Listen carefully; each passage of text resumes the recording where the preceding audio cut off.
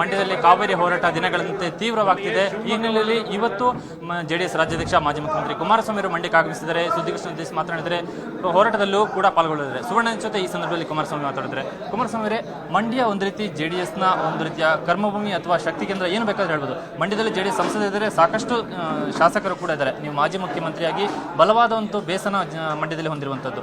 ಜೆಡಿಎಸ್ನ ಪಾತ್ರ ಏನೀಗ ಮಂಡ್ಯದಲ್ಲಿ ಕೇಂದ್ರಿತವಾಗಿ ನಡೀತಾ ಇರುವಂತಹ ಕಾವೇರಿ ಹೋರಾಟದಲ್ಲಿ? ಯಾಕೆಂದರೆ ಜೆಡಿಎಸ್ ಇಲ್ಲಿ ನಿರ್ಣಾಯಕ ಪಾತ್ರವನ್ನು ವಹಿಸುವಂಥ ನಿರೀಕ್ಷೆ ಕೂಡ ಮಂಡ್ಯದ ಜನರಲ್ಲಿದೆ.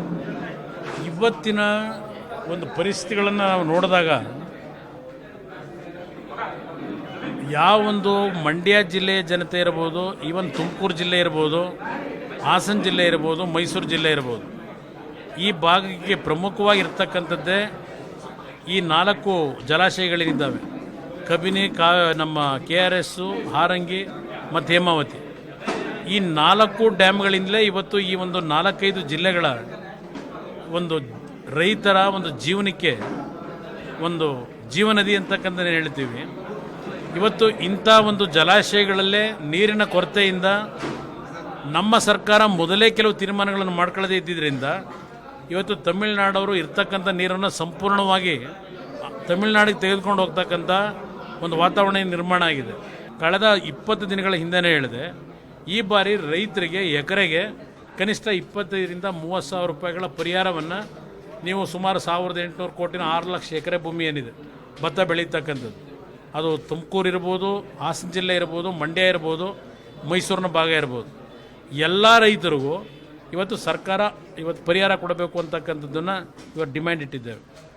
ಈ ಸರ್ಕಾರಕ್ಕೆ ಈಗಲೂ ಹೇಳ್ತೇನೆ, ನೀವು ತಕ್ಷಣ ಈ ಒಂದು ಘೋಷಣೆಯನ್ನು ಮಾಡಲೇಬೇಕು, ಪರಿಹಾರ ಕೊಡ್ತಕ್ಕಂಥದ್ದು. ಇಲ್ಲದೇ ಇದ್ದರೆ ನಾನು KRSನಿಂದ ವಿಧಾನಸೌಧದವರೆಗೆ ಒಂದು ಪಾದಯಾತ್ರೆಯ ಕಾರ್ಯಕ್ರಮ ಏನಾಗ್ತೇನೆ. ಬಹುಶಃ ನೀವು ಅದನ್ನು ಸುಲಭವಾಗಿ ತೆಗೆದುಕೊಂಡಿದ್ದರೆ ಅದಕ್ಕೆ ಮುಂದೆ ದೊಡ್ಡ ಮಟ್ಟದ ಒಂದು ಪಾರಶ್ಚಿತ್ತ ನೀವು ಅನುಭವಿಸಬೇಕಾಗ್ತದೆ. ರೈತನ ಉಳಿಸಿ. ಹೋದ ವರ್ಷ ಈ ಜಿಲ್ಲೆ ಒಳಗೆ 130 ಜನ ರೈತರ ಆತ್ಮಹತ್ಯೆ ಮಾಡ್ಕೊಂಡಿದ್ದಾರೆ.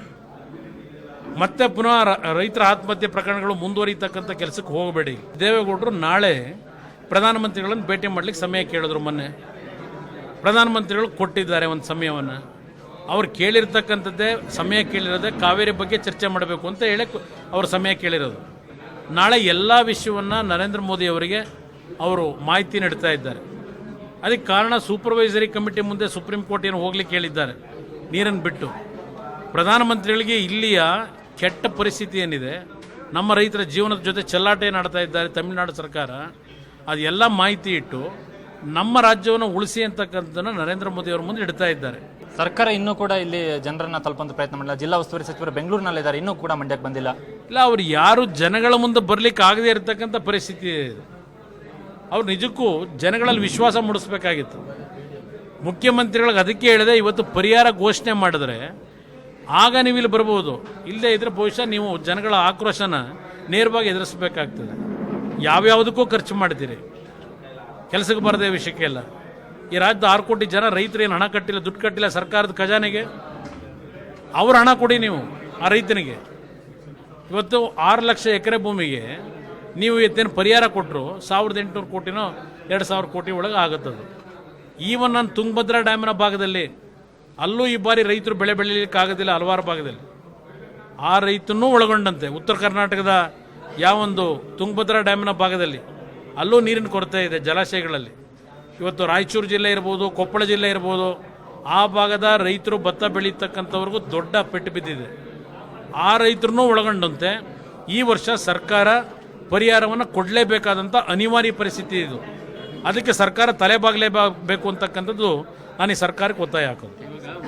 ಇದಿಷ್ಟು HD ಕುಮಾರಸ್ವಾಮಿ ಜೆಡಿಎಸ್ನ ರಾಜ್ಯಾಧ್ಯಕ್ಷ ಹಾಗೂ ಮಾಜಿ ಮುಖ್ಯಮಂತ್ರಿಗಳು ಮಂಡ್ಯದಲ್ಲಿ ಹೋರಾಟ ನಡೆಯುತ್ತಿರುವಂತಹ ವಿಚಾರದ ಬಗ್ಗೆ ಸುವರ್ಣ ನ್ಯೂಸ್ಗೆ ಕೊಟ್ಟಂತಹ ಪ್ರತಿಕ್ರಿಯೆ. ಮಂಡ್ಯದಿಂದ ಕ್ಯಾಮರಾಮನ್ ಮಹೇಶ್ ಜೊತೆ ಕಿರಣ್ ಹನೇಡ್ಕ, ಸುವರ್ಣ ನ್ಯೂಸ್.